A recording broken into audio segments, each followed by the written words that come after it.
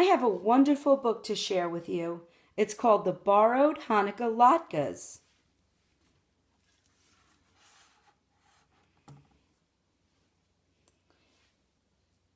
Rachel hopped on one foot, then the other. It was the last night of Hanukkah, and all the relatives were coming. Papa got out extra plates. Mama flipped latkes left and right. Here, she gave Rachel a latke. Tell me if it's any good. Rachel took a bite. Mama's potato latkes weren't just good. They were like taking a little trip straight to heaven.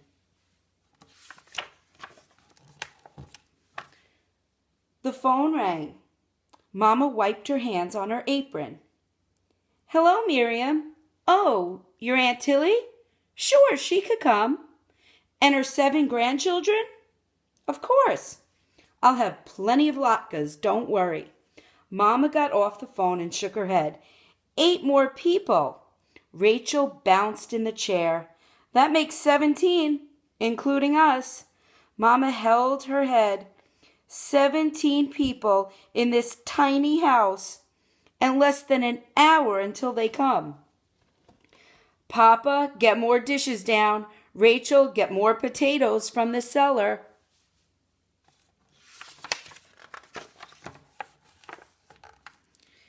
Rachel raced downstairs, grabbed the potato sack, and raced back up. Mama opened the sack.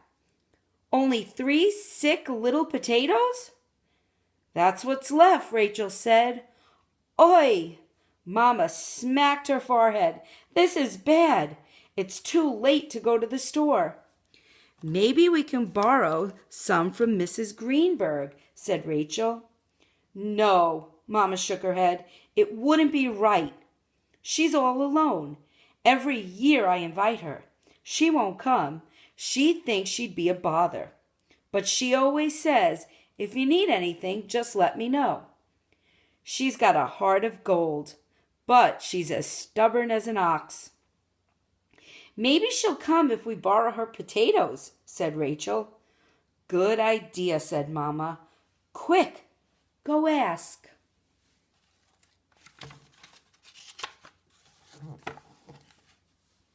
Rachel raced next door.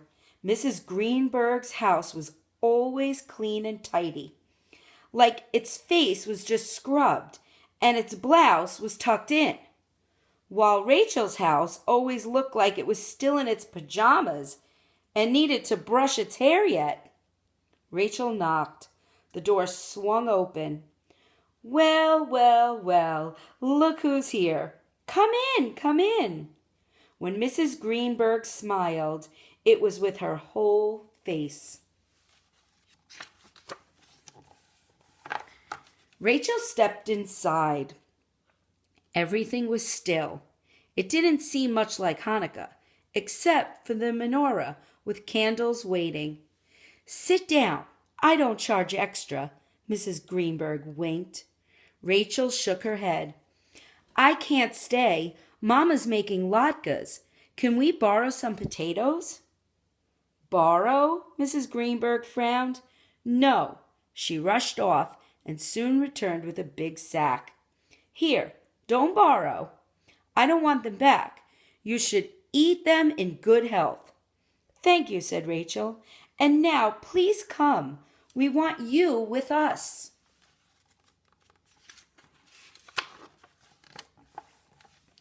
Mrs. Greenberg was silent, so silent you could hear the walls listening. You could hear the rug holding its breath. Rachel, dear, she finally said, your mama has enough tumult without me. All those latkes, all that work, I know how it is. Years ago, every Hanukkah, my house was filled with people too. But those days are long gone. She smoothed down her apron. Now you go home, and happy Hanukkah. Rachel dragged her feet home. She set the sack on the counter. Wonderful, said Mama. Not so wonderful, said Rachel. Mrs. Greenberg won't come. Didn't I tell you, said Mamma. She has a heart of gold, but she's as stubborn as an ox. Now quick, get the rest of the eggs for the latkes. Rachel looked in the refrigerator. There aren't any left. Oi! Mamma smacked her forehead. This is bad. Rachel nodded. I'll go ask Mrs. Greenberg. No, Mamma shook her head. It's not right. We have to, said Rachel, and now she'll have to come.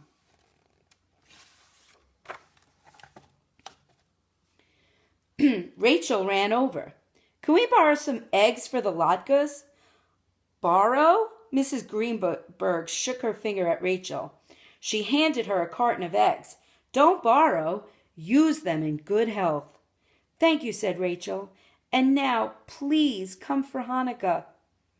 Thanks anyway, said Mrs. Greenberg. But honestly, I'm more comfortable right here in my own home. Back at home, Rachel set the eggs on the counter. Mrs. Greenberg still won't come. Maybe I'll take her some latkes. Don't, said Mamma. No one wants to eat Hanukkah latkes alone. That minute, the doorbell rang. Aunts, uncles, and cousins poured in, all hugging, kissing, laughing, and crowding around. But when it was time to eat, no one sat down. There weren't enough chairs. I'll get some crates from the cellar, said Papa. What was Papa thinking? To sit on crates and eat latkes? Wait, said Rachel. I have an idea. She ran straight to Mrs. Greenberg's house. Can we borrow some chairs? Of course, take what you need. One by one, Rachel carried the chairs to Mrs. Greenberg's front door. Then she stopped. Oh, I just thought. But no, I shouldn't ask for anything else. Ask, said Mrs. Greenberg.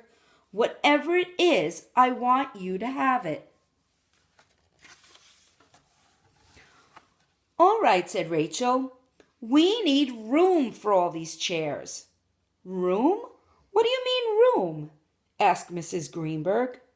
Rachel tried not to smile. You have lots of room.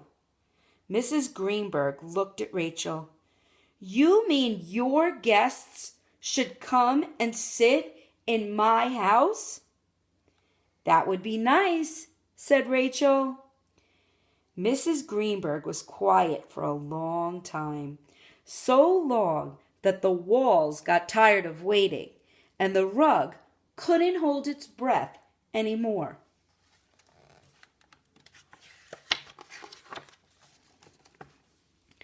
Finally, she spoke. Rachel, my dear, someday when you're an old lady like me, I hope you have a girl living right next door who's as smart and as sweet as you. I'd love to have some company for Hanukkah. Rachel threw her arms around her. Mrs. Greenberg hugged her back.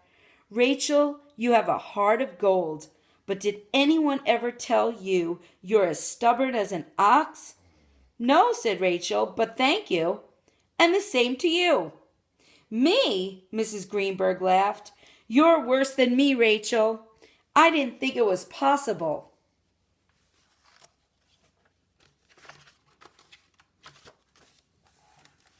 So everyone trooped over with the plates full of latkes.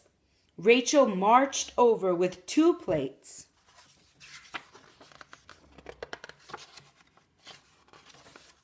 She handed one to Mrs. Greenberg.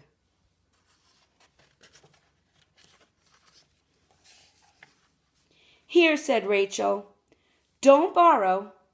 Just eat them in good health. The end.